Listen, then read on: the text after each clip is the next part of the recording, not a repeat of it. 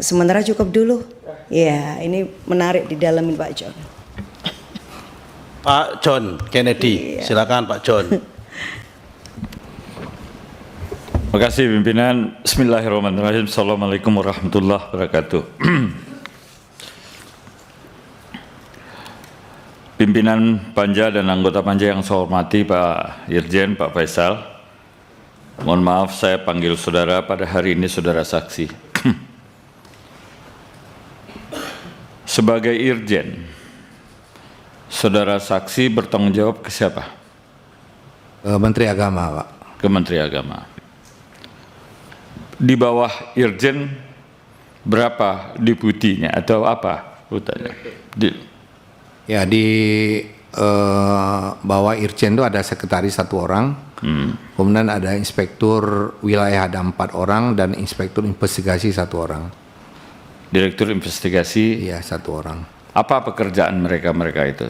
Iya, ya kalau untuk kalau sekretaris tentu terkait dengan administrasi, Pak ya, pengelolaan administrasi. Kalau inspektur wilayah 1 itu inspektur yang membidangi mitra kerjanya adalah Dirjen Penyelenggaraan Haji dan Umroh, kemudian Balitbang. Kemudian kalau inspektorat wilayah 2 itu jadi kalau yang berkaitan dengan haji dan umroh, inspektorat berapa? Khusus kalau untuk apa namanya haji ini ya, secara kedirektoratan itu di bawah wilayah 1, Pak. Wilayah 1, oke. Saudara saksi, setiap ada rapat antara Komisi 8 dengan Kementerian Agama, saudara hadir? Sebagian besar hadir, Bang. Sebagian besar saudara hadir? Hadir. Ya. Pada waktu pembahasan panja haji, saudara hadir? Kalau pembahasan hari-hari enggak, Bang. Yang saya hadir tanggal 27 November itu. 27 November? Kalau hari-harinya saudara enggak? Enggak hadir. Berapa kali saudara hadir kalau kita bicara rapat panja? Seingat saya 2 kali ya, pada saat pengajuan Pak Menteri pengajuan, saya lupa tanggalnya, dan kemudian pada saat penetapan. Pada saat penetapan. Oke. Seorang Irjen Inspektorat Jenderal, saya mengibaratkan saudara saksi itu dengan Menteri Agama ibarat gas dan rem. Betul ya? Betul, Bang. Yang pengetahuan global saya tentang inspektorat kan begitu.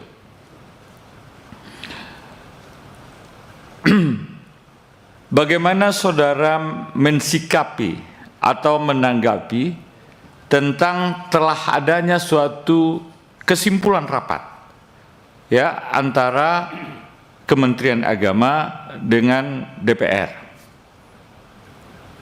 Ya, tentu karena sudah menuju kesepakatan, tentu kan itu mengikat ya, harus dilaksanakan oleh kedua belah pihak. Namun demikian, kenapa ada namun? Ya, karena ada kala bisa jadi, Pak. Ini kan kita sebuah kesepakatan itu kan dibuat pada saat mungkin kondisi-kondisi yang bisa jadi pertimbangannya. Oke, sebentar saya potong. Apakah saudara mendengar di dalam buat kesimpulan itu bahwa kesimpulan itu terbuat ada sanggahan-sanggahan yang hebat, tapi seolah-olah kemudian dipaksakan ada kesimpulan itu?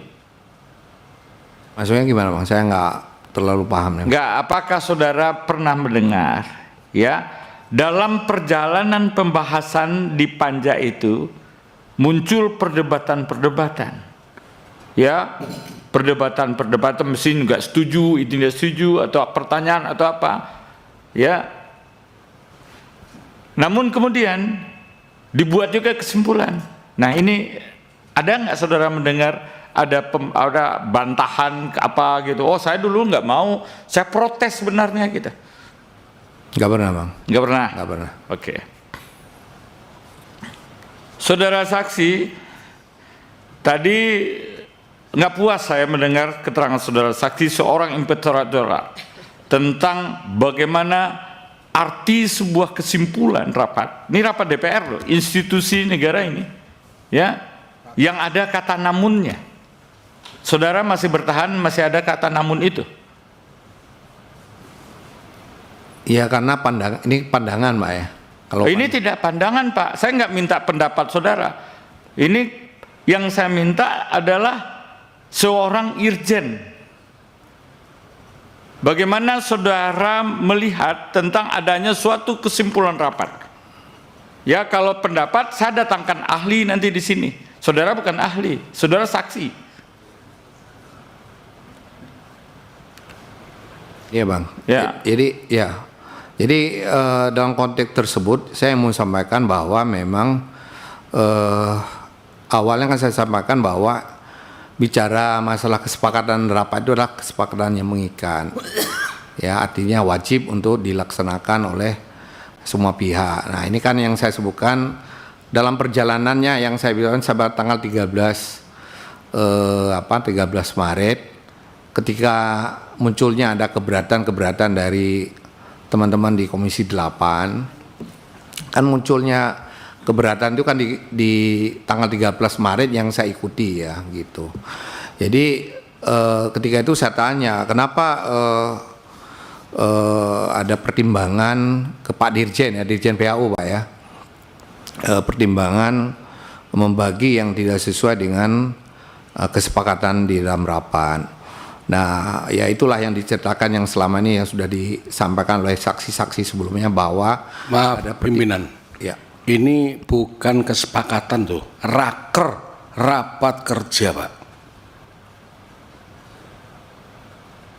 Terus lanjut. Ya, jadi pada saat itu disampaikan bahwa ada kondisi problem-problem yang terjadi di lapangan, bahwa terkait dengan luasan mina, terkait dengan kesiapan aspek yang mempersiapkan untuk layanan itu yang menyebabkan kalau kita ambil seperti seluruhnya itu menyebabkan ada potensi dan risiko tidak maksimalnya layanan yang diberikan kepada jamaah. Jadi mereka Pak Dirja menyebutkan ini ada aspek keamanan dan keselamatan. Oke. Sekarang pertanyaan saya adalah dari sisi internal saudara di Kementerian Agama, ya, kapan saudara mengetahui bahwa Kementerian Agama tidak mematuhi kesimpulan rapat kerja itu? Tanggal 13 Maret itu Bang, waktu raker dengan saya pribadi Pak ya.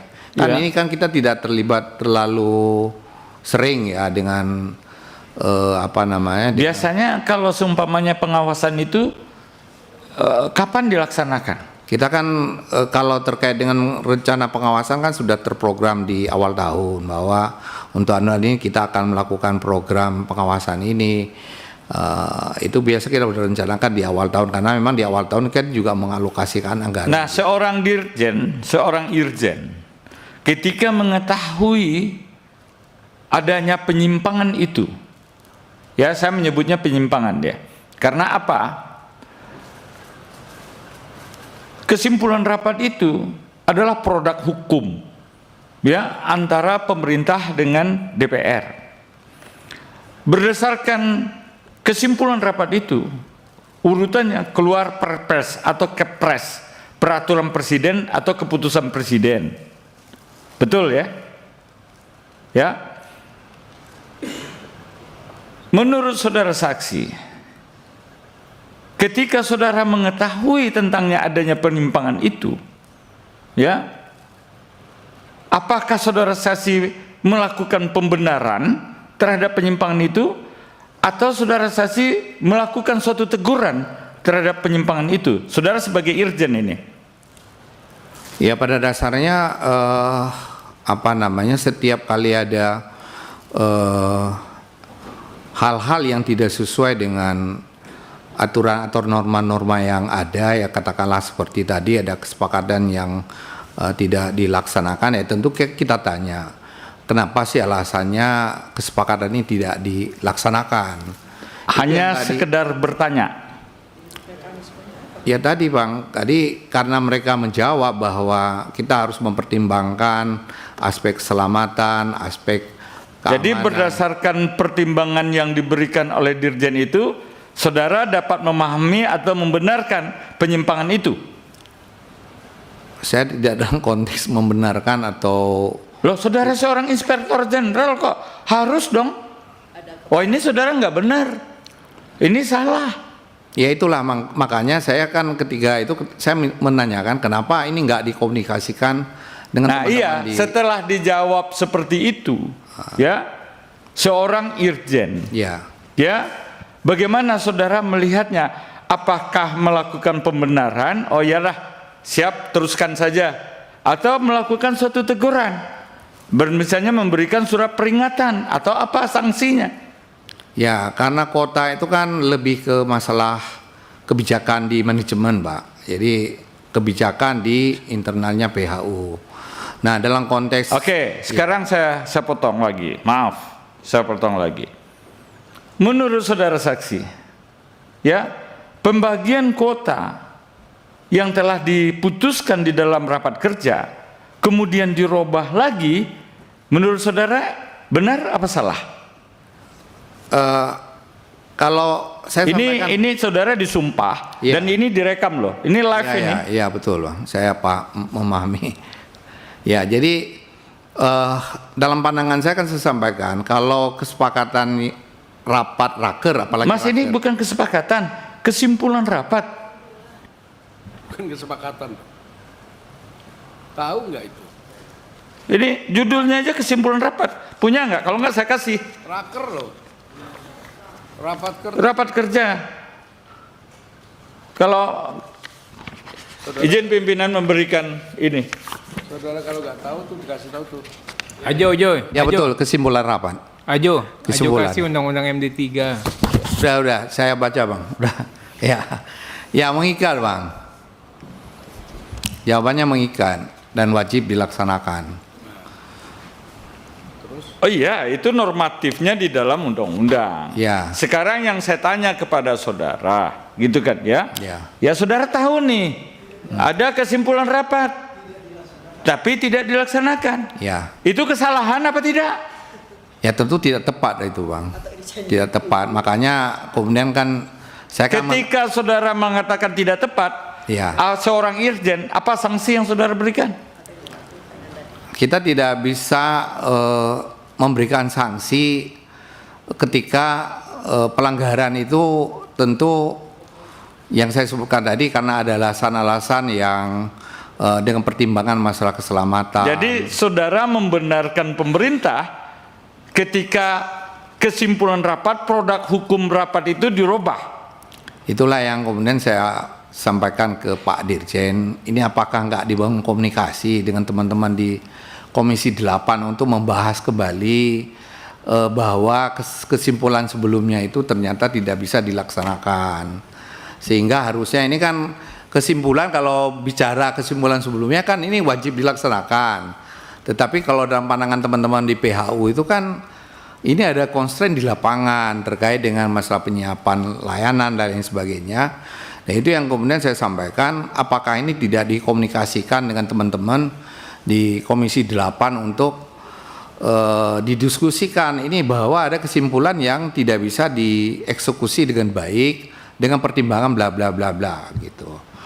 Dan menurut apakah saudara tahu ya, dengan tidak dipatuhi ya atau tidak dijalankan kesimpulan rapat itu ya mengakibatkan ada suatu keputusan yang lebih tinggi derajatnya dari urutan dari kesimpulan rapat ini, yaitu keputusan presiden juga tidak terpenuhi.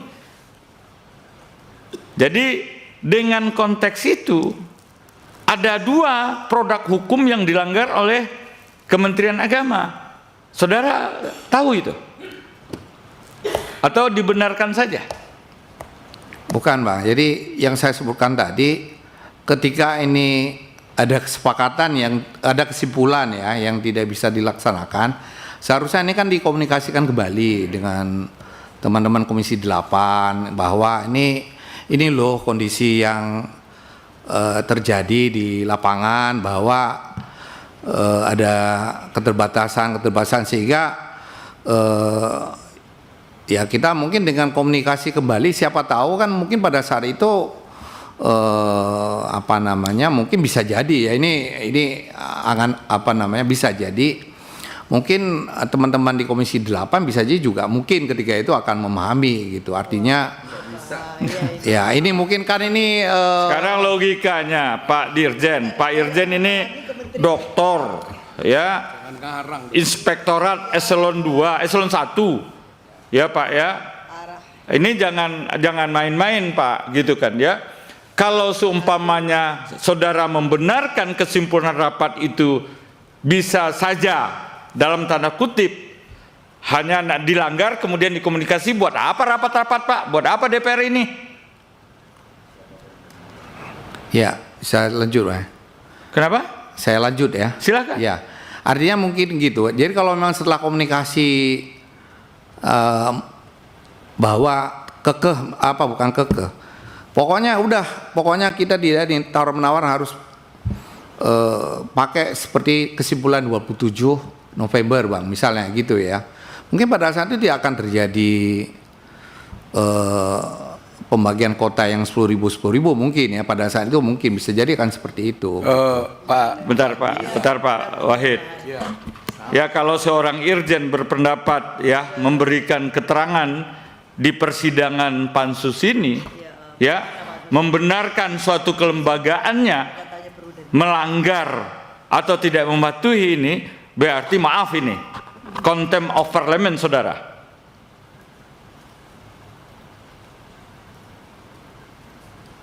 Ya, berarti tidak menganggap tentang DPR, produk DPR ini. Kalau hanya sebatas dikomunikasikan saja, saya bisa mengatakan begitu, menganggap enteng terhadap suatu institusi ini.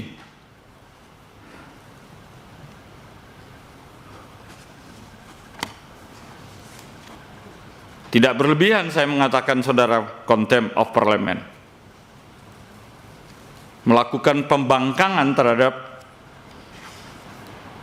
DPR ini.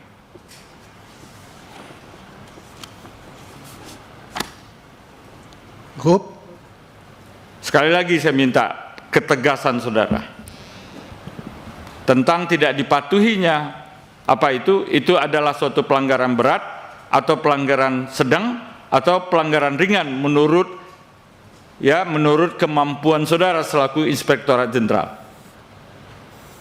Ya, kalau ketika alasan-alasan yang cukup kuat untuk mengatakan bahwa sebuah kesimpulan itu tidak bisa dilaksanakan, ya menurut saya harus tetap dikomunikasikan gitu. Jadi harus dikomunikasikan kembali untuk ya membahas mengkomunikasikan sehingga tidak ada kemungkinan bisa mencegah pelanggaran terhadap ketentuan yang ada gitu. Oke. Alasan pemerintah yang menurut saudara kuat itu apa? Kalau yang saya dengar dari Pak Dirjen PHU kan alasan pembagian 10.000 itu lebih karena pertimbangan terbatasnya area di Mina. Oke, sebelum meningkat gitu, saya sebelum meningkat itu.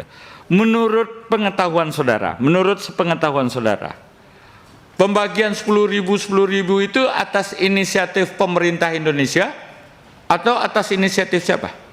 Oh, kalau itu saya nggak tahu. Saudara nggak tahu? Nggak tahu. Tidak tahu itu. Oke.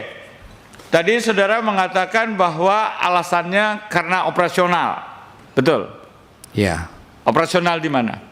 Ya, terkait dengan keterbatasan kapasitas Mina, kemudian juga menyangkut kesiapan sarana dalam negeri, asrama, Itu yang saya dengar dari teman-teman di PHU, Bang. Saudara saksi. Pak John, saya ingetin Pak John, waktu Pak John udah lebih dari 20 menit. Ya. Mohon bagi-bagi maksudnya. Ya, nggak apa-apa. Oh, oke. Oke. Gini.